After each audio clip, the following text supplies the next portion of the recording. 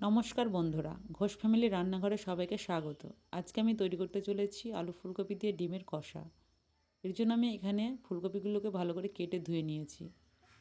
এবার আমি ফুলকপিগুলোকে একটু লবণ দিয়ে সেদ্ধ করতে দেব। এদিকে আমি মশলাটা বানিয়ে নেব। এর ভিতরে গোটা জিরে, আদা, রসুন, শুকনো লঙ্কা আর টমেটো পেস্ট করে নেব। ফুলকপিগুলো সিদ্ধ হয়ে গেছে, এবার আমি নামিয়ে নেব। এবারে কড়াই গরম করে তাতে দিয়ে দেব সরষের তেল।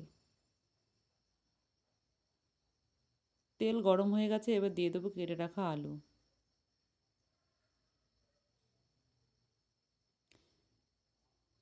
এর ভিতরে দিয়ে দেবো সামান্য একটু হলুদ আর লবণ দিয়ে আলুগুলোকে ভালো করে ভেজে নেব।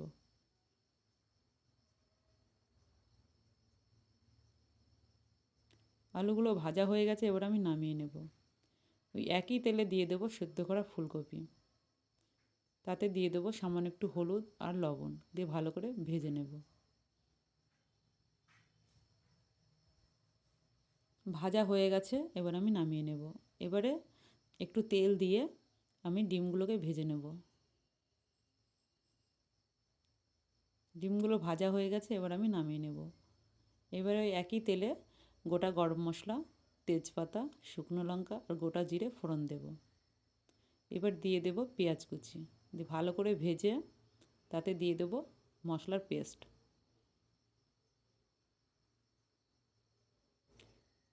এবার এর ভেতরে দেব হলুদ গুঁড়ো, পরিমাণ মতো লবণ, ধনে গুঁড়ো আর কাশ্মীরি লঙ্কার গুঁড়ো দিয়ে ভালো করে মশলাটাকে কষিয়ে নেব।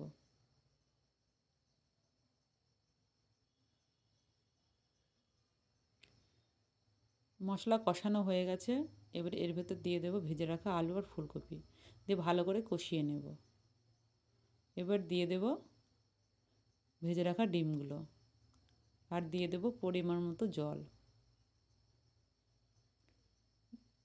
দেখুন আমার রান্না প্রায় কমপ্লিট। এবার এর ভিতর দিয়ে দেবো আমি ধনে পাতা কুচি আর দিয়ে দেব একটু গরম মশলা দিয়ে ভালো করে নেড়ে চেড়ে নামিয়ে নেব।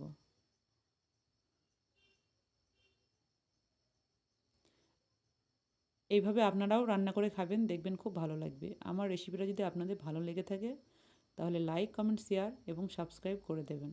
ধন্যবাদ।